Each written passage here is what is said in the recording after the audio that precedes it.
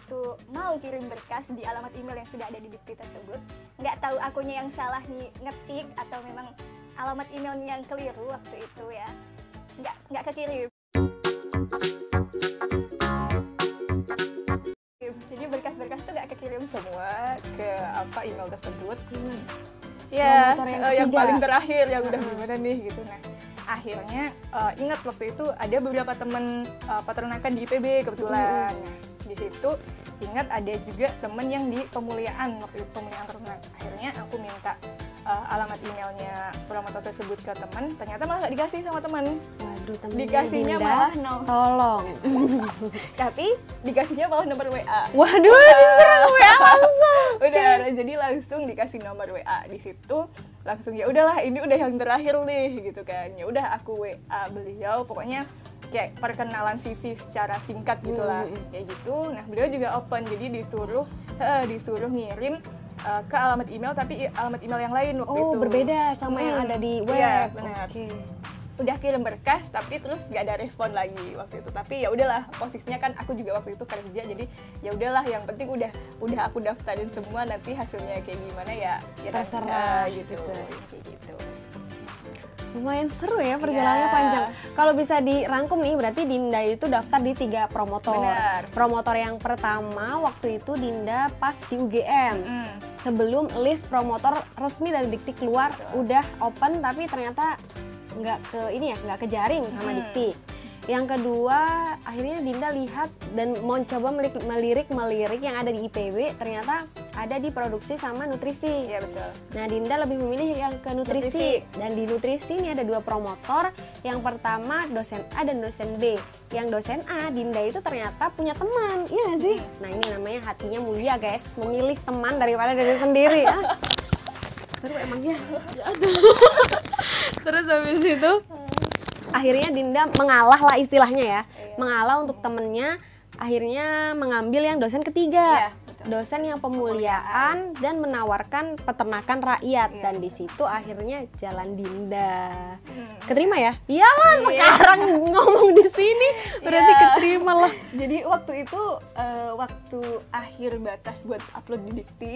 Nah, waktu itu yang juga agak kaget sih. Jadi malam kan biasanya batas akhir itu jam 12 malam gitu ya upload. Aku emang udah upload di jauh-jauh hari waktu itu karena takut server down kayak gitu. Nah, waktu jam 11 itu promotor yang aku daftar di pemuliaan itu jam 11 itu chat aku, jadi apakah sudah bisa daftar di Dikti. Waktu itu juga agak kaget kan, maksudnya beliau belum pernah wawancara aku, belum pernah ketemu, tapi juga langsung chat gitu.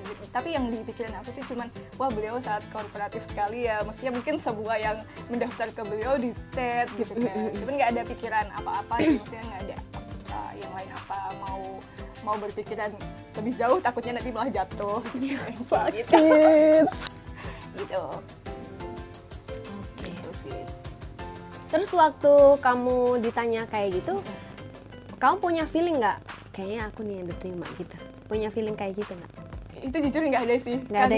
Karena aku mikirnya mungkin semuanya juga di chat kayak gitu. Nah, ini orangnya positive thinking sekali teman-teman. Terus setelah kan udah selesai close, kita udah upload berkas semuanya. Terus habis itu nunggu kan berarti? Betul, nunggu. Gimana ekspresi Dinda ketika pengumuman?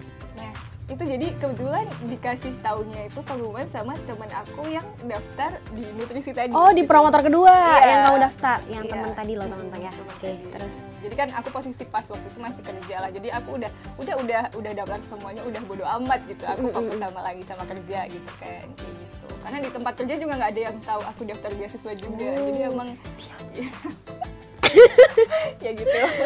Jadi sebenarnya ada sih beberapa orang yang nanya ke aku terkait tentang, Mbak gimana nih kita mau daftar beasiswa tapi kan masih ada jenjang waktu, kita juga butuh materi gitu untuk menghidupi diri kita sendiri.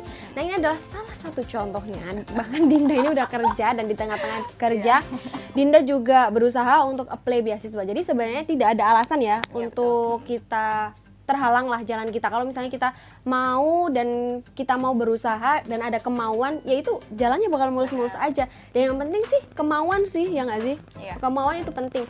Cuman kalau udah ada kesempatan tapi kitanya nggak ada kemauan, nggak ada effort, terus kayak ya udahlah pasti kayaknya nggak keterima deh, ya jangan gitu dulu, yang penting kita usaha aja. Nyari kerja nggak apa-apa. Kalau in case kalau di aku waktu dulu aku kerjanya kalau Dinda kerjanya terikat atau gimana? Sebenarnya ada juga kontrak, cuman ketika ya udah ini kalau apa ya, alasan resignnya itu alasan yang jelas dan Iya, keterima beasiswa kan. Iya, kalau aku waktu dulu itu kayak cuma ngajar les gitu, jadi kayak kerja lepas aja. Nah itu sih, jadi sebenarnya nggak ada halangan sih buat kita ya. Iya. Kalau bisa selesai S1 nyari aja kerja yang kalau emang tujuannya buat beasiswa, nyari kerja yang kontrak atau kontrak setahun lah setidaknya, atau 6 bulan, atau yang kerja ya kayak ngajar les atau apa, itu kan nggak terlalu terikat gitu sih. Oke. Nah terus kalau misalnya dilihat nih kan udah pengumuman Dinda keterima, udah kan. Terus habis itu apa yang ada di bayangan Dinda pertama kan? Wah, keterima di IPB nih, gitu gimana coba? Iya. Jadi waktu itu abis keterima itu baru pertama kalinya ketemu promotor waktu itu. Wah. Iya, jadi promotor seperti apa tuh kan nggak tahu ya. Iya, Maksudnya belum pernah ketemu, belum tahu tipe beliau kayak gimana. Cuman ya kepo-kepo aja gitu. Pasti kan kita kan orangnya di zaman sekarang pasti kepors gitu ya. Jadi kita ketik nama di Google aja mungkin langsung keluar data semua terkait beliau. Jadi kita bisa prediksi nih ini orang ini gimana karakternya gitu-gitu kan. Sebenarnya bisa juga kita lihat dari sosmed atau dari track record gitu. Nah, yaudah habis itu udah keterima kan, ya agak pusing juga. Jadi karena mungkin tipikal dari promotor kan beda-beda. Ada yang memang sudah diarahkan, ada yang memang cuma ngasih temanya aja, nanti dalamnya gimana terserah kita, itu kan ada. Nah kebetulan promotor aku yang tipe kedua itu tersebut, jadi ada tema besar, cuman harus gimana itu terserah Tergantung kita mau padahal apa di aja. sebelumnya aku di yang lain, jadi yang sebelumnya itu kan lebih ke lab, terus bikin produk.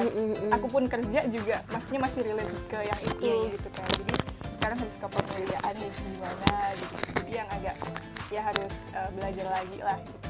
Tapi bisa guys, Dinda bisa survive di IPB. Nah bagaimana cerita Dinda survive di IPB itu? Maksudnya kan pasti ya kalau kita kan dari masuk ke lingkungan yang baru. Misal Dinda sudah terbiasa dengan lingkungan UGM yang sedemikian rupa. Tiba-tiba nyemplung nih di IPB dengan sejuta rasanya S2 dan S3 lagi. Gimana tuh Dinda cara istilahnya kayak cara menghadapinya, terus otomatis kan cara kita menteri promotor atau cara kita komunikasi dengan promotor satu sama lain kan beda. Nah gimana tuh kalau menurut Dinda? Jadi kalau dari aku ya memang dua tempat ini pasti beda gitu ya. Nggak bisa dibandingin. Ini lebih enak, ini lebih nggak enak tuh nggak bisa, karena emang dua-duanya itu ya beda ya. Waktu pertama di IPB ya emang wah beda ya dari UGM. Cuman ya harus dijalanin aja gitu loh. Tapi teman-teman lingkungannya masih support. Jadinya yang ya udah enjoy aja. Nah, kalau untuk gimana misalkan tugas gitu ya, gimana waktu dulu menyesuaikannya dari S1 kan mungkin kalau dari misalkan dulu S1-nya di IPB lebih mudah kan, udah tahu nih tipikal dosennya gini. Nah, kalau waktu itu juga agak ini juga, jadi ada beberapa mungkin mata kuliah yang misalkan kayak statistik gitu, yang dulunya kalau anak IPB asli udah pernah dapet dan ya udah dulu catatannya mereka masih ada buat ngajuin itu. Nah, kalau yang dari luar ya mungkin dapat statistik, cuman nggak lebih ke mereka udah ada bekal sendiri gitulah ke arahnya itu. Tapi ya itu tipsnya waktu itu banyak-banyak buat kayak belajar bareng teman-teman gitu. Jadi ya udah, karena kan S2 S3 juga banyak dari teman-teman dari lain juga. Jadi ya lebih enak kalau belajar bareng gitu juga. Berarti bagaimana pandai-pandai kita menyesuaikan diri dengan lingkungan baru ya, beradaptasi. Yang penting kita nggak menutup diri. Nggak menutup diri tuh maksudnya kita berteman dengan semuanya gitu ya maksudnya teman-teman, jangan salah mengartikan. Oke, berarti pokoknya yang pertama itu kalau aku sih mikirnya yang penting berusaha, terus habis itu kita kalau emang lintas universitas ya, kalaupun ada sesuatu yang berbeda dari universitas asalnya Dinda di UGM terus kemudian pindah di IPB itu pasti, karena emang dunia benar-benar berbeda ya Din. Tapi ya itu gimana lagi, pintar-pintarnya kita untuk beradaptasi, kita ngobrol aja dengan teman sekitar, terus belajar bareng, terus main-main bareng, jalan-jalan, mungkin ya makan-makan. Nah seperti itu sih ya, bagaimana cara kita membangun kehidupan sosial aja, itu sih menurut aku. Karena kalau misalnya sosial sudah terbentuk, lingkungannya udah enak, kita akan nyaman dengan sendirinya nggak sih? Iya. Dan satu lagi sih, dimanapun teman-teman berada ya, maksudnya S1 sama pasca itu beda. Jadi mungkin kalau S1 apalagi yang kita lebih jurusan aplikatif gitu ya, kita lebih banyak mungkin praktikum yang ketika ya emang kita capek fisik, cuman kan di situ kita ada refreshnya, kita praktek-praktek gitu kan termasuk refresh juga. Tapi untuk pasca kan mungkin lebih ke diskusi, kalau nggak presentasi, tugas yang praktik itu dikit, jadi emang lebih mungkin tingkat stresnya itu agak lebih tinggi gitu. Nah itu dimanapun, maksudnya kalau menurut aku sih dimanapun, nggak harus ganti univ atau gimana, tapi memang culture-nya S1 sama pasca itu berbeda. Iya betul, culture-nya memang berbeda. Dan kerasa nggak sih Din? Kalau aku sih kerasa kalau misal di S1 tuh kita punya geng gitu nggak sih? Punya geng, terus ke kantin bareng-bareng, terus kemana bareng-bareng. Giliran di S2, terus udah di S2 tahun kedua udah nggak punya teman. Iya nggak sih? Udah nggak punya teman, bener-bener. Berarti sama ya? Iya. Temennya udah hilang satu persatu. Oke. Nah mungkin Dinda bisa ngasih pesan-pesan ke teman-teman semua yang mau daftar lintas universitas, kayak nasihat atau apa gitu, boleh Din?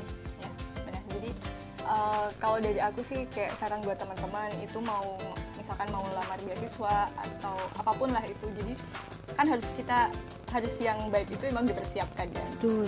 Well prepared. Benar. Nah kalau sekarang posisi mungkin teman-teman itu masih di tengah jalan gitu ya S1-nya, maksudnya masih bisa diperbaiki, itu yang pertama itu perbaikilah itu IPK. Kalau menurut aku itu penting, karena walaupun IPK itu emang bukan jaminan, tapi IPK itu pintu gerbang kita mau masuk kemana aja gitu, mau kerja, mau mau lamar beasiswa gitu, pasti pertama yang ditanya IPK-nya gitu. Nah, ketika teman-teman udah aman nih, paling enggak IPK di atas 3 atau 3 berapa? 325 ya kalau 325 kalau kita. Kalau udah aman di IPK, yang kedua yang teman-teman masih bisa usahakan juga itu perluaslah jaringan gitu. Ketika teman-teman masih kuliah itu perlu banget. Jadi bisa ke teman-teman fakultas lain atau perbanyak jaringan di sama univ lain gitu, karena bisa jadi nanti lulus nggak ngelanjutin di fakultas itu, tapi kan masih ada nih channel-channel di fakultas lain. Kalau di univ lain juga gitu juga. Jadi dulu kebetulan waktu S1 seneng sih, maksudnya seneng yang kalau punya temen di universitas lain tuh seneng gitu, karena emang ya seneng aja kalau punya banyak teman gitu kan. Caranya gimana? Nah, caranya kalau misalkan teman-teman itu anaknya kompetitif, itu kan bisa ketemu dari misalkan lomba atau gimana kayak gitu. Nah kebetulan aku yang bukan anak kompetitif nih. Aku juga bukan anak lomba. Jadi lewat apa nih kita bisa ketemu temen yang lain univ gitu. Sekarang kan sosmed banyak ya, nah itu juga bisa. Nah selain itu teman-teman juga bisa ikut organisasi atau komunitas. Jadi memang misalkan organisasi atau komunitas yang dulu mungkin bisa mempertemukan peternakan se-Indonesia gitu. Nah kayak gitu itu ini banget ya, maksudnya itu berguna banget lah kayak gitu. Jadi perbanyaklah jaringan. Nah yang terus ada lagi itu juga, nah mungkin itu gimana cara meyakinkan promotor itu ya. Jadi gimana? Nah kalau dari aku sih lebih ke ini ya, mungkin CV gitu. CV itu juga penting teman-teman. Jadi CV itu bisa teman-teman rubah-rubah sesuai dengan kebutuhan. Betul. Jadi misalkan teman-teman mau daftar kerja ya, CV-nya sesuaikan kerja posisi teman-teman yang mau diambil gitu. Kalau misalkan beasiswa ya sesuaikan beasiswa, dan lihat juga itu beasiswanya. Misalkan kebetulan waktu yang kemarin itu aku temanya ada nih peternakan rakyat. Nah di situ aku tekenin tuh di CV aku tuh beberapa kegiatan yang aku lakukan di masyarakat gitu. Jadi kayak KKN, kebetulan KKN di aku kan 2 bulan. Nah 2 bulan waktu itu aku ya emang di peternak rakyat, di situ bikin program-program kayak gitu, ditekenin di situ. Terus habis itu ikut organisasi yang kebetulan ada kegiatan pengabdian masyarakat yang rutin. Terus ada juga hibah lab, waktu itu kan juga ada desa binaan yang kayak gitu. Jadi kan promotor itu walaupun nggak ngewawancara kita, tahu nih dari CV yang kita lampirkan. Terus syukur-syukur kalau ada sertifikatnya yang mendukung, oh jadi benar-benar nih kegiatan, nggak kita buat-buat atau gimana kayak gitu. Ya oke. Sebelum kita akhiri, kita minum dulu kali ya. Gara-gara ngobrol kebanyakan. Sebuah kehormatan banget ini teman-teman bisa diundang di channel YouTube-nya Naila. Ya terima kasih juga loh buat Dinda mau mampir di channel YouTube aku. Oke teman-teman, sampai juga akhirnya kita selesai berbincang-bincang dan ngobrol cantik dengan Dinda. Semoga ini cerita Dinda yang sangat inspiratif dan sangat membuka wawasan kita ini bermanfaat lah untuk kita semua. So, sampai jumpa di video selanjutnya. Bye-bye.